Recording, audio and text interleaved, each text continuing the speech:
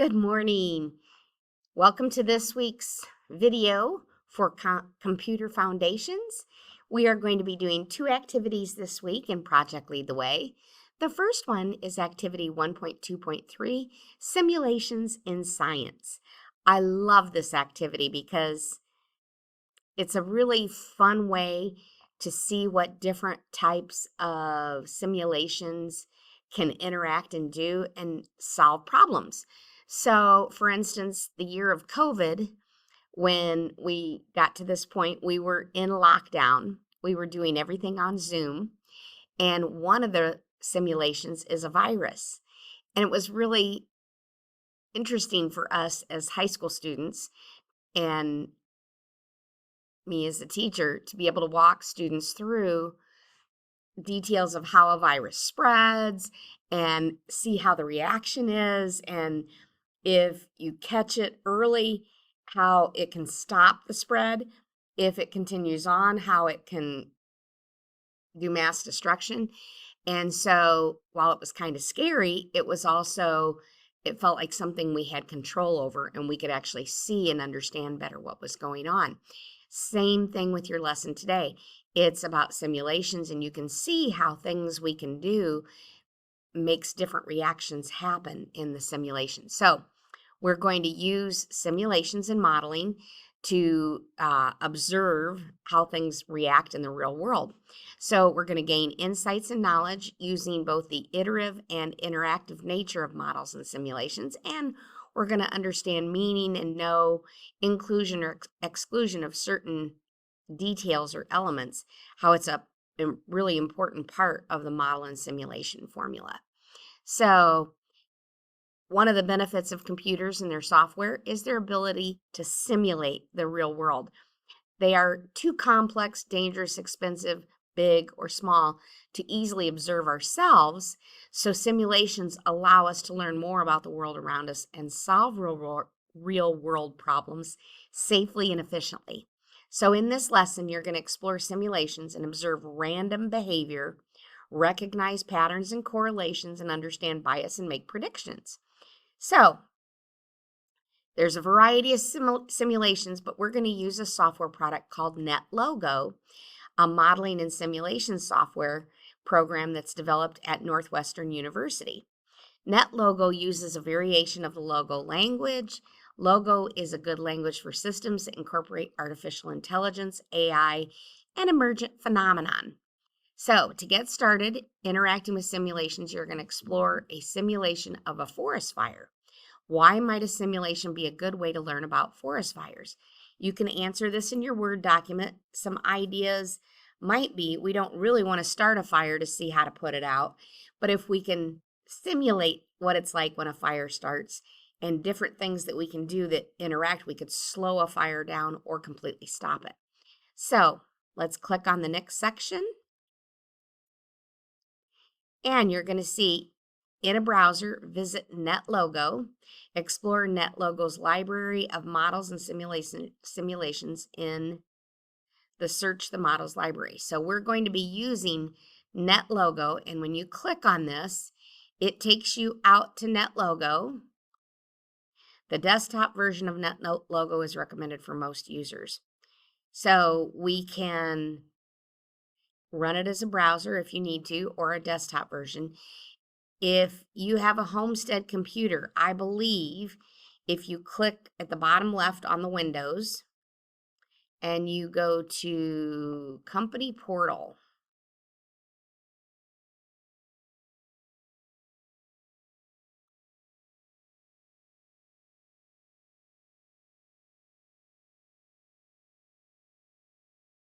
my internet is super fast this morning, as you can tell.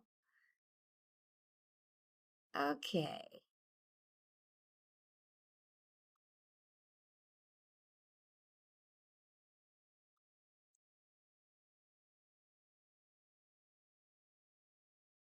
Huh.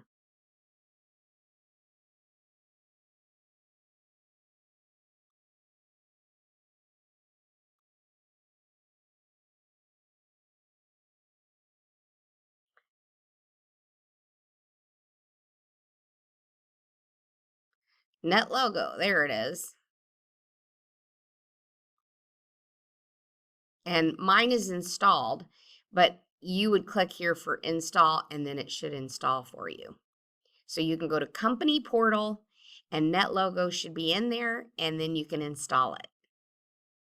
Or since you're at home, I would use the desktop version because then you can download it, or it runs in your browser.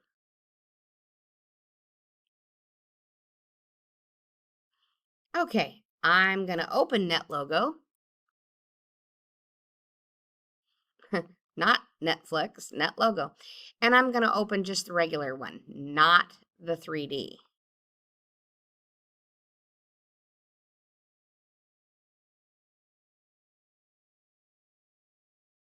Okay, so you can see my version of NetLogo here. And if I go File and Models Library, you will see there are all kinds of libraries we can work with here. Art, biology, chemistry, computer science, earth science. Lots and lots of different ones.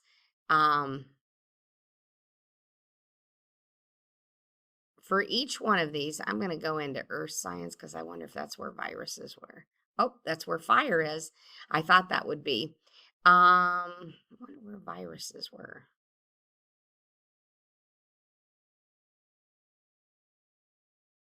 Epidem. Oh, great. My lights went out. There's a few more down here at the bottom. Whee! Okay, I'm trying to turn my lights back on. Okay, so I won't find the virus one right now, but you can click through each one of those and all of them have cool simulations. So I'm going to go back here to the directions. I want earth science and select fire, review the project overview in the model info tab at the bottom of the screen. So back to NetLogo, fire.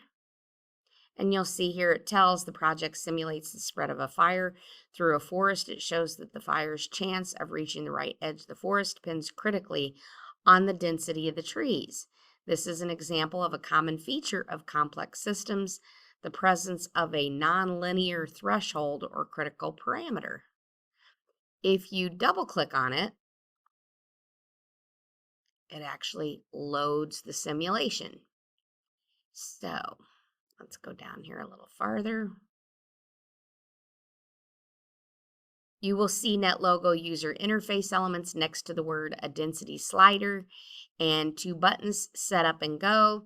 The density slider represents a variable that you can change and set up and go. Buttons initialize the run of the simulation. You can also see a percent burned element that looks like a text box. This is a read-only variable that reports data of interest in the simulation. So we're going to record the default density that is shown and then click the setup button. We're going to answer in your Word document, what do you think the world represents? Based on the name of this simulation, the world represents a forest populated with trees. So after we click on record the default density and click the setup button, then we can click the go button and observe the running simulation. Record the default, click the setup, and go.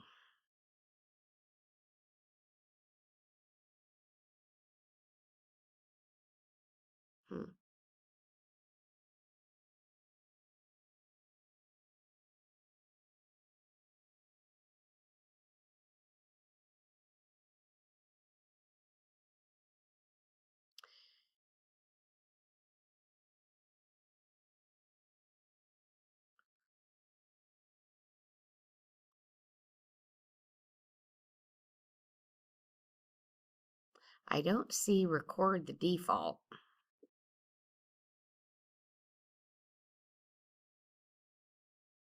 Here's setup, which gets your world all in place here. And here is go.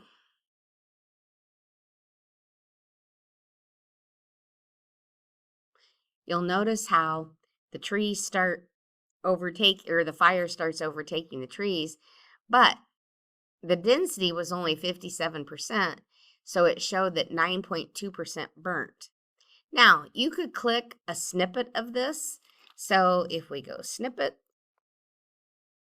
snipping tool,